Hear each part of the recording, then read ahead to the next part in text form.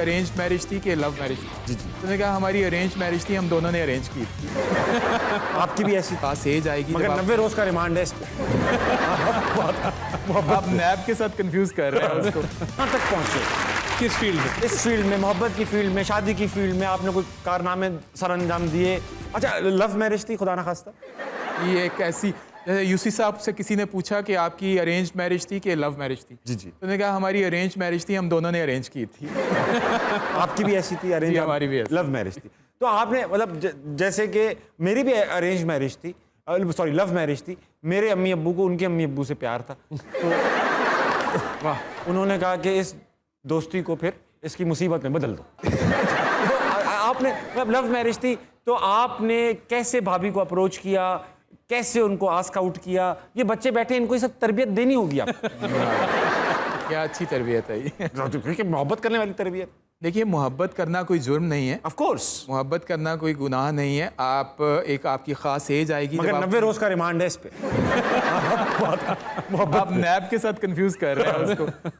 लेकिन सवाल ये पैदा होता है कि क्या अपना करियर, अपना माइंड, अपना ब्रेन, अपना हार्ट उस हद तक एस्टेब्लिश कर चुके हैं कि आपके घर वालों को आपकी फिक्र ना हो और आप मोहब्बत कर सकें और अपनी मोहब्बत की चॉइस की शादी भी कर सकें? क्या बात करते हैं। तो आप अपना करियर एस्टेब्लिश कीजिए, उसके बाद अल्लाह आपको आपके मनपसंद बंदे या बंदी से मिलने की तौफीक दे और हिम्मत दे। आमीन। अच्छा भाई, आप इस फील्ड में कहाँ तक पहुँचे? किस फील्ड में? इस फील्ड में, मोहब्बत की फील्ड में, शादी की फील्ड में आपने कोई कारनामे सर अंजाम दिए या आप बस सियासत में लगे रहे? एक आग का दरिया है और डूब के जाना है। वाह वाह, तो वहां तक तो आप क्रिस्पी होके पहुंचे होंगे। अस्सलाम वालेकुम। वालेकुम सलाम। कैसे हैं आप? अल्हम्दुलिल्लाह। क्या नाम है सर आपका? अब्दुल माजिद। अच्छा सर, कोई सवाल लाएं? जी, मेरा सवाल अता साहब से है। पूछे सर। सर, क्या आपकी पार्टी में लोग वैसे भी लंदन जा सकते हैं, उसके लिए बीमार होना लाजमी है?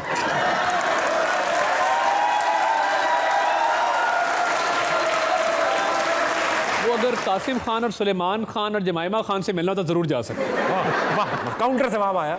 हम तो आर्जी रिहायशी है ना, वो मुस्तकिल है, इसलिए कह रहा हूँ। भाई पैदा वहीं हुआ। हाँ, पैदा वहीं हुई। आग लगाने का शुक्रिया। प्लीज मेरे साथ मौजूद हैं अताउल्लाह ताला और रहमान फारिस। अच्छा अता भाई, मुझे बात बता, मतलब मैं अगर अपने वालिद को नौकरी दूं, मैं मेरे वालिद अगर कुछ बहुत मजबूरी का शिकार हो, मेरा बड़ा कारोबार हो, तभी मैं बोलूँगा चलो अब्बू आप मेरे पास नौकरी कर ले। मैं आपको, मियाँ साहब को नौकरी की क्या जरूरत थी जो उन्होंने नौकरी के लिए अप्लाई? देखिए, बहुत ही एक आप अगर डायरेक्टर हैं किसी कंपनी में, ठीक है, आपकी सैलरी अक्रू होती है। ठीक है, ये बेहतर समझते हैं रहमान साहब। मैं भी समझता हूँ, मैंने भी तनख्वाहें ली हैं। चलो बिल्कुल ठीक। अब उसमें आपने एसेट अगर कंसील किया है तो वो जुर्म है। बिल्कुल है। अब इसको कहते हैं अनविड्रॉन रिसीवेबल।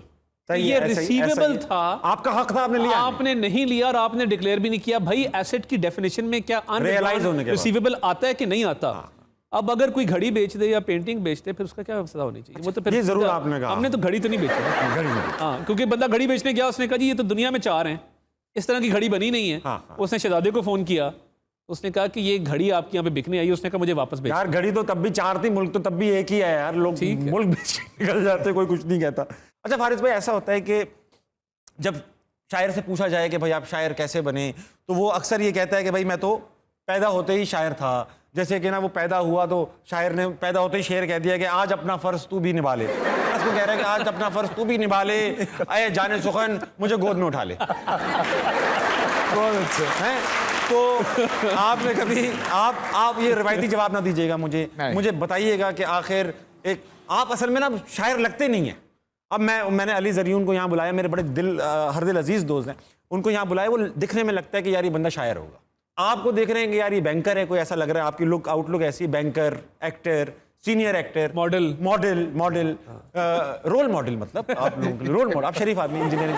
तो आप गेटअप क्यों नहीं बनाया आपने शायरों वाला? देखिए, वो दौर गुजर गया कि शायर के बाल लंबे और बालों में जुएं होना या ना होना वो अलग बात है, लेकिन बाल लंबे वाला दौर गुजर गया। आज का शायर एक बहुत प्रैक्टिकल, बहुत पढ़ा लिखा, बहुत यूज़फुल शहरी भी है। वो अपनी ज़िंदगी के तमाम तर ज़रूरियात से आगाह भी है और अपनी रिस्पॉन्सिबिलिटीज़ से भी वाकिफ़। बहुत अच्छी बात किया। और वो रोल मॉडल है लोगों के लिए। वो हज़ारों के मजमे के सामने जाके शेर पढ़ता है तो वो अपने ड्रेसेस को करीहुल मंजर नहीं बना सकते। आप डिबेटर रहे, मैं भी डिबेटर रहा हूँ माशाल्लाह आपके पे कह रहा हूँ, अब मैं तो आम सही था।